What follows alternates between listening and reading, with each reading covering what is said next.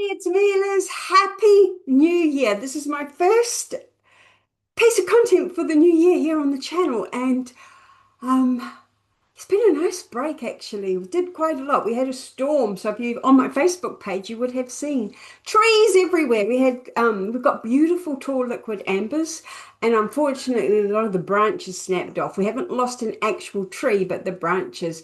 But it's meant hours and hours and hours of cleaning, and cleaning means chainsawing and picking up and putting onto the burn pile. And I wrote an email about this. Are you on my email list? If not, get on my email list.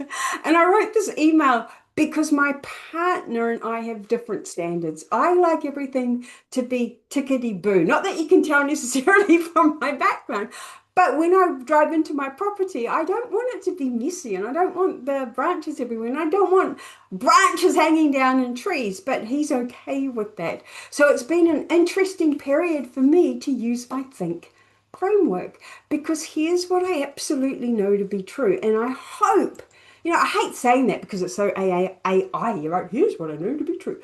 But this is true for me, is that if I'm not in management of the way that I think, I get hijacked. And that's why I invented Larry. Larry is the thing that hijacks me, and he's my unconscious, patterned, habit driven self that reacts to things, right? I'm not acting or choosing how I'm going to have either do something or not. It's just a reaction. It just happens. It spurts out of me.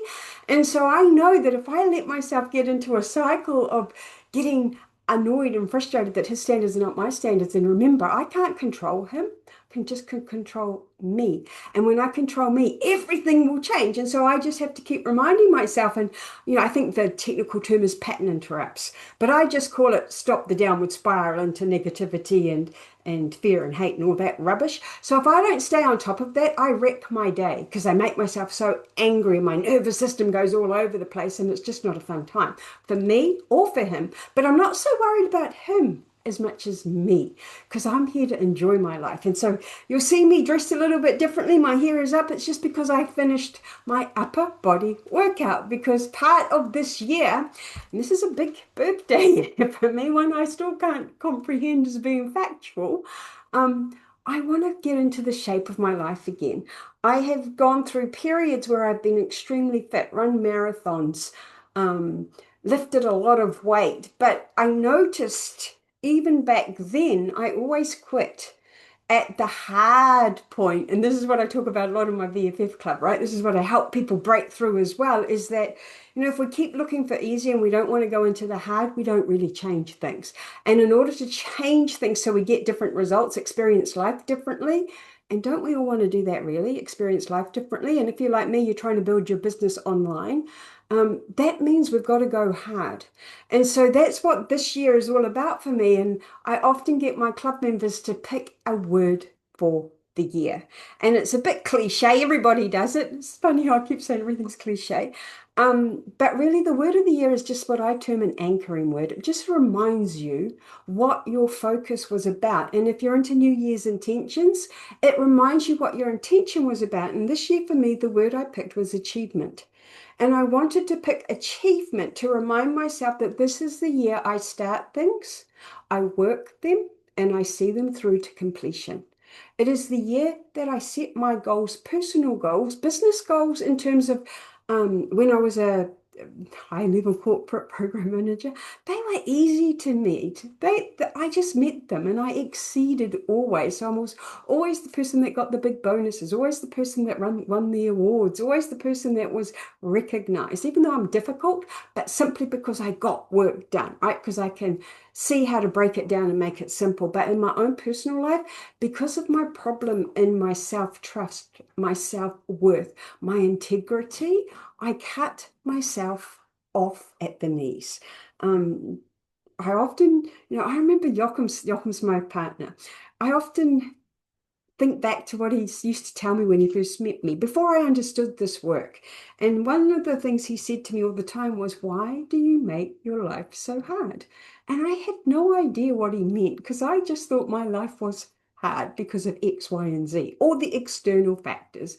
And now I understood it's because I didn't look at it in the right way. It's back to my think framework where I was saying how my action wasn't an action, it's a reaction, it's a built-in mechanism. It's Larry taking over and hijacking me.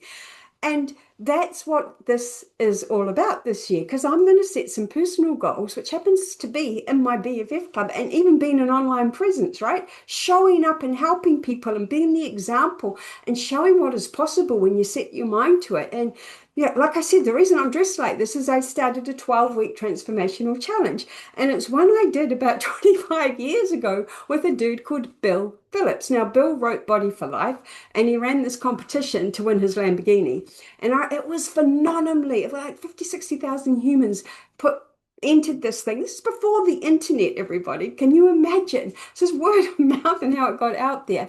But I remember doing it and half-assing it, because remember, history of half-assing. If it was personal to me, no self-respect, no self-belief. So I sabotaged all of the time, hence why I didn't get to the Olympics.